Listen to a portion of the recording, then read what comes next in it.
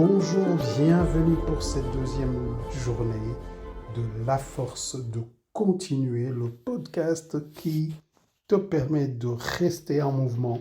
C'est Norbert Salimana. Hier, nous avons posé les bases. Qu'est-ce qui fait qu'un être humain parvient à traverser une tempête? Qu'est-ce qui lui donne la force de continuer là où d'autres s'effondrent?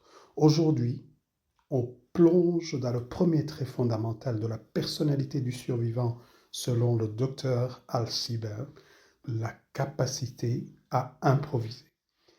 Ceci me ramène à une histoire d'il y a 2-3 ans où nous nous sommes retrouvés avec notre équipe Marche de la Vie sur les hauteurs de Namur et nous étions donc sur un chemin et puis nous avons constaté que des arbres sont tombés.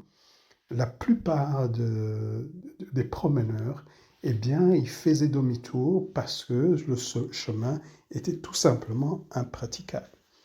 Et là, nous nous sommes regardés et on s'est posé la question, est-ce que vraiment on fait demi-tour pour revenir à peu près 1 kilomètre plus loin pour pouvoir retracer le chemin? Et nous avons décidé dans l'équipe de dire, tiens, on improvise un chemin par les champs. On a improvisé un chemin et on s'est retrouvé à l'arrière d'un jardin d'une personne.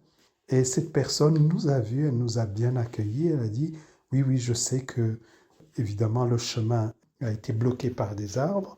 Et vous voyez, vous pouvez passer par ici et vous allez rejoindre donc le chemin que vous alliez faire au départ. Comme ça, vous pouvez continuer tranquillement. Nous avons remercié la personne, nous étions impressionnés par sa bienveillance et ce jour-là, je pense que nous avons été les seuls marcheurs à continuer sur ce chemin, mais en improvisant, c'est-à-dire un passage qui nous a amenés dans un jardin. Par cette expérience, je voulais juste te partager que c'est exactement ça pour moi la résilience. Ce n'est pas de suivre le plan, c'est d'avancer même quand le plan tombe, mais tout en gardant un cap de ce qu'on veut atteindre. Alciber dit que les personnes qui survivent ne sont pas celles qui s'accrochent à leur idée initiale. Ce sont celles qui savent s'adapter, réinventer et improviser. Dans ce cas-ci, on s'est attaché à notre idée donc de la destination, mais on a dû improviser à notre chemin. Ici, c'est vraiment dans le sens de faire confiance à ce qui vient, de capter ce qui est là, de danser avec l'imprévu au lieu de lutter contre lui. Et dans la vie, combien de fois ça nous arrive? Tu avais un plan, une vision, et puis un imprévu, une rupture, une mauvaise nouvelle, une porte qui se ferme. Et là, nous avons deux options. Nous effondrer avec notre plan ou créer une nouvelle route. Et ceux qui s'en sortent ne sont pas forcément les plus préparés, mais ceux qui ont appris à créer dans l'incertitude. C'est vraiment ce qui fait la différence entre les personnes, en tout cas pour réagir directement. Donc improviser, ce n'est pas abandonner, c'est choisir de rester en mouvement autrement.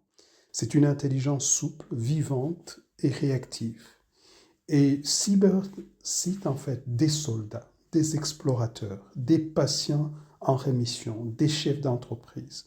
Tous ont en commun cette plasticité mentale qui leur permet de s'adapter, de pivoter, de garder l'élan, même quand tout change autour d'eux. Et là, j'ai une question. Et toi, est-ce qu'il y a un domaine de ta vie en ce moment où tu sens que ton plan ne fonctionne plus?